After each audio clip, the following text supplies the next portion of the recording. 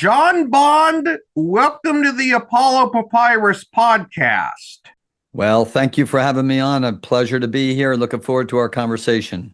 You are no relation to James Bond, and you are a publishing consultant, and your company is called Riverwinds Consulting.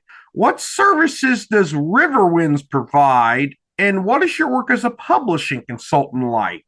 Well, that's a great question. Lots of threads there. I started life in publishing, first as an editor, then book publisher, vice president of publishing, and then chief content officer for an international academic publisher. I worked with the people that found new projects, had them edited and produced, and then the people that did the marketing and sales on them. So I had a long background in publishing, and about 10 years ago, I determined I wanted to have a different lifestyle because I was traveling a lot for that company, which was all great. And so about 10 years ago, I started to become a publishing consultant. What I do is I help either people or publishers or societies or organizations with their publishing goals, which means developing great content, and then the most important part, delivering it to its intended audience. So with an individual, for instance, I may start early on with them with when they're thinking about their idea, or their idea may be more firm, and I may come into the picture when they've got a rough draft of something. And I help them not through editing, but through concept of developing it into a final product for them to seek out the proper publishing venue. And whether that's through an agent or directly with a publisher or sometimes with self-publishing.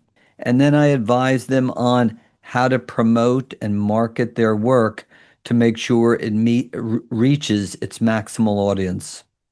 You've written 7 nonfiction books, but I'll start with your 3 little guides, and you've written one of those each on poster presentations, journal article publishing, and book publishing. Without spoiling too much about each of your 3 little guides, what are each of them about?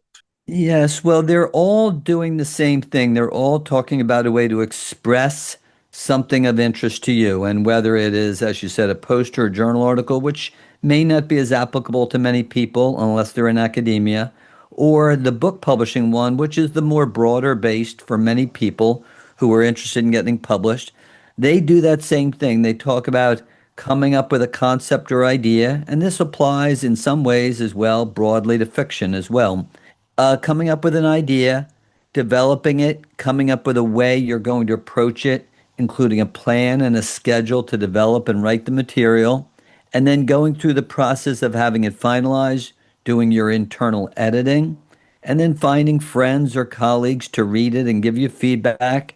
And then it moves on to the part of creating a proposal and then finding an agent or a publisher and onto that same thing I discussed, which is about marketing and sales. Okay, I'm going to ask this as a follow-up question to the previous question. Is a poster presentation the same thing as a slide presentation or a PowerPoint presentation, or is it something different altogether? Yeah, it's a bit of a Rorschach term. It means many things to many people. It could mean what you just mentioned. What I'm addressing is in academia or in medicine or in science or in social sciences. Many times there'll be large gatherings or conferences for people. And prior to publishing a journal article or a book, you would give a poster. It's about the size of, a large TV, and it has your ideas on there. And you stand in front of your poster for half a day, and people come by and ask you questions for it. It's more akin to, let's say, the science fair presentation you may do in middle school or high school, but done at a much, much higher level, and it's for your colleagues. So poster presentations could be a slide presentation, but this is really specifically about the people that are sharing intellectual ideas with each other. Understood. You have written 4 other nonfiction books: Scholarly Publishing, The Request for Proposal in Publishing, The Story of You, and You Can Write and Publish a Book. Without spoiling too much about each of those books, what are each of them about? Well, the scholarly publishing and request for proposal are very specialized for those people that are in academic publishing or seeking academic publishing. They probably have a lesser audience of the people that are on this podcast. But I will say one I love to talk about, and that is the story of you. And what it is about telling family or your personal stories. Everybody, or a lot of people rather, have a genealogical tree, and it gives the bare bone dates and names of places where people were born. But what I like to talk about is how important the stories are behind them. They are the meat and the flesh and the skin on those bare bones genealogical trees. These stories might be: how did your grandparents meet? Where did your mom and dad go on their first date? What was your favorite toys when you were growing up in childhood? What's a memory of a childhood vacation? So I encourage people to write these stories down, or write the stories down for the people in their lives or in their family, so that they're around for the people they know and for future generations. Many times people will say, "Oh, nobody's going to be interested in me. I'm not interesting. I don't want to do that. Doesn't matter." But I would propose to somebody, if your great great grandfather or great great grandmother wrote down 30 pages about what their life was like wherever they grew up, and you own that document, that would be one of the most valuable things that you possessed. And I think for those very same reasons, it's incumbent upon you to codify those things and write down those same things for those stories which are the classic stories of your life. That is some of the best advice I have ever heard for anyone who is seeking to write a memoir about their life. And I've interviewed many memoir authors for this podcast. I would add one more thing in there. People associate that advice or that idea with being older or older age, or when you're in your sunset years. What I would suggest, there's a time for it in every time of your life. So imagine if you wrote those things down about your experiences and your favorite stories when you were in high school, and then you had that to look back on or read when you were in your 60s. Or think about if you had a 10-year-old write about their favorite experiences or their favorite toys or their friends, how much you would cherish that years on. And then even if you're writing down things about raising your children and experiences that they're having and what they're saying, you may not, life goes by fast. You may not remember all those things when you're in 50s and 60s. So that advice of codifying or writing down the stories of your life applies to every age that you're at, not just when you're in your golden years. What motivates you to write? I started my life going to auctions with my parents, and we'd go to these big ancient house auctions in Princeton, New Jersey. And at the very end of the auction, there'd be 10, 12 boxes of books for $1 or $2. And my parents indulged me and would tote these boxes of books home. And I went through them, and I was really entranced by all the information and stories and beauty in these books. It led me to love books. I became a librarian, and then later on became an editor and a book author myself. And as you said, a publishing consultant. What I'm really interested in is the idea of ideas and expressing yourself and communications with one another. So, from that point of view, the motivation comes for me to write comes from my interest in talking to other interesting people like you and communicating ideas and having that discussion with people, a discussion that really matters. It's great to talk about the weather, but I like to have a discussion of ideas and a discussion that matters. For you, what is the easiest and the hardest aspect of writing nonfiction books?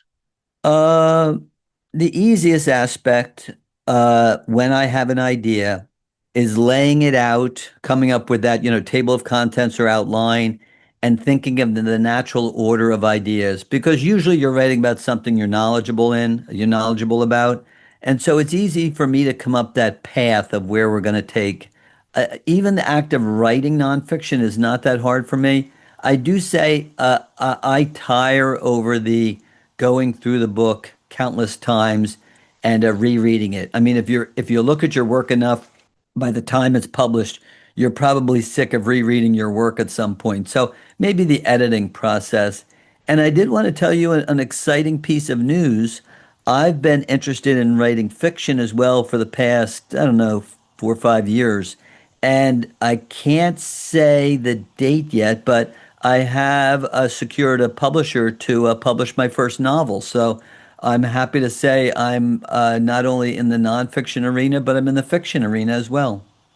Okay, I'm going to ask a follow-up question that I know you can't really reveal everything about your upcoming fictional novel yet, but without spoiling too much about it, could you provide a bit of a preview of your fiction novel? I'd be pleased to. It falls under the category of speculative fiction. And if you're not familiar with that term, think of like the Twilight Zone from years ago or Black Mirror today. It's based around a concept or what if of, what if this happened, and the rest of it takes place from there. My novel is based around the idea, what if we happened upon a literal film of every historic event that ever took place, and a group of experts get together, historians, language experts, CGI, AI, and film technology experts, and they all determine them to be real. They're not reenactments, they're not CGI. How would we approach knowing that we have a film of everything in history? My next question now, this is regarding your seven nonfiction books. Are all of them independently, traditionally, or hybrid published, or did you use different publishing methods for each of your books? Yeah, that's a great question. The first two were self-published. Uh, I have the two specialized ones that were published through Kindle Direct Services with Amazon.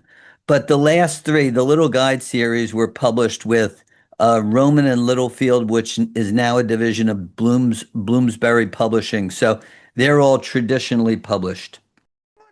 Finish this interview with a few questions about uh, publishing advice for authors. If an author wants to seek traditional publishing for his or her book, what is some advice you have for finding a literary agent? Because that's a necessity in the traditional publishing world. Well, let's go through a couple things there. The first thing I would say is depending on what your project is and what your goals are, it is not an absolute necessity to have a literary agent. So I published with Bloomsbury and I do not have a literary agent. If you want to publish with Random House, or if you want to get on the New York Times bestseller list, or if you want to get on an Oprah-like talk show, you're going to need a literary agent. Um, the number one thing that you're going to want to do is have a great idea and a great manuscript. The number two thing you're going to want to do is have an author promotional platform. And what that means is, 30 years ago, the publisher took on all the responsibilities of marketing and promoting the book. But nowadays, the publisher wants to know that you're willing to be a partner in the promoting of your book because you're the expert in your area. I'm promoting my books right now, and I love doing it, and it's a necessity of life. So while you're thinking about starting to find an agent or a publisher, start right now to develop your author promotional platform. What does that mean? It's more than just having a few friends on Facebook. It's a way to reach your audience, and it could be through your own podcast or going on podcasts. It could be having a video channel on YouTube. It could be having a dedicated social media account towards your topic. It could be having speaking engagements or writing a blog. You want to be able to prove to a publisher that you're going to be able to connect with your audience. So to recap, a great idea and a great manuscript, the best you can come up with, show it to people, get feedback, make it better every single time. And the second way is to have an author promotional platform. do all of this, perfect all of this before you go and try to seek out an agent. And there's a couple great paid databases of reputable agents. I can send them to you if you want, and you can post them in the show notes. They are, going to agents. You have to do your homework and do the research on who they are and what they publish. But seeking an agent's its own challenge. But if you have a great idea and you're able to speak to your audience, I've got hope for you. My next question, this is, in your opinion, should an author self-publish his or her books, and why not, or why that would be appropriate in some circumstances? I start out with everybody I speak with on a one-on-one basis about what their goals are. To go back to my previous statement, if you want to self-publish your grandfather's poems from World War I in a small edition to give out to your 50 friends and relatives, self-publishing is a great idea. If you have a great promotion author promotional platform and you want to just get out there and beat the bushes and do talks and you want to self-publish and you have your own way to reach your audience, self-publishing is great. What self-publishing is not good for is anybody who is shy or adverse to talking about themselves and their work. Self-publishing requires you to get out and interact with your audience and to stand there and talk about your book in a upbeat and positive way. So if you think the audience is going to come to you, or if you think Amazon is going to promote your book, you're mistaken. So self-publishing works if, depending on what your motivations are. Going back to if you want to be on the New York Times bestseller list, or if you want to, be on an Oprah-like talk show, self-publishing is not for you. So it all comes down to your motivation for wanting to write and wanting to get published. Are ebooks and audiobooks the future of books, or is there still a lot of demand for physical print books like paperback and hardcover books? Yeah, paper books still outsell ebooks and they outsell audiobooks. Audiobooks have seen a tremendous rise in increase in sales starting with the beginning of the pandemic, and they're going to continue to.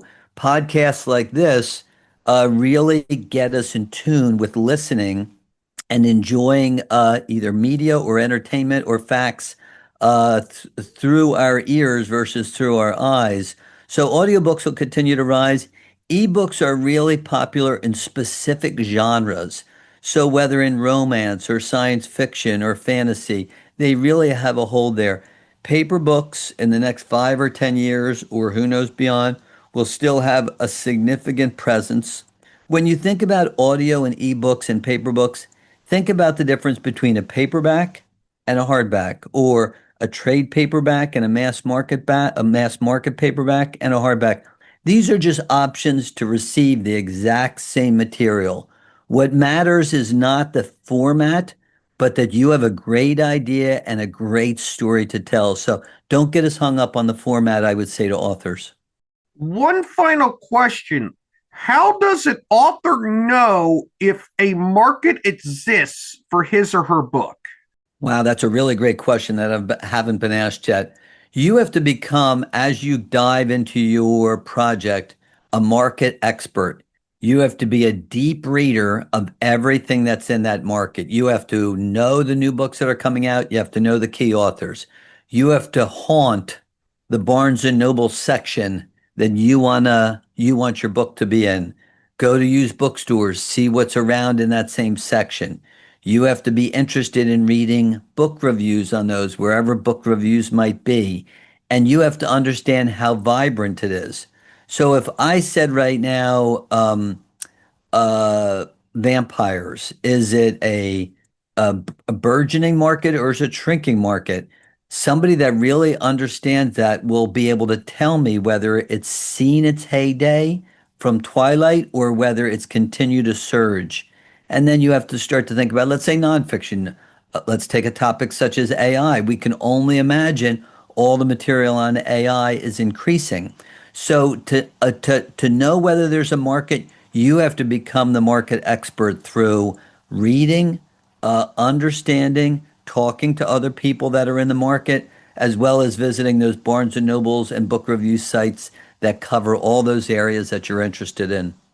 John, you were a very insightful guest for this podcast. I thank you for appearing on the Apollo Papyrus podcast. Well, that's very gracious of you to say. It was a really appreciate talking to you and love to connect with anybody that's your listeners and reach out to me. I'd love to talk to you.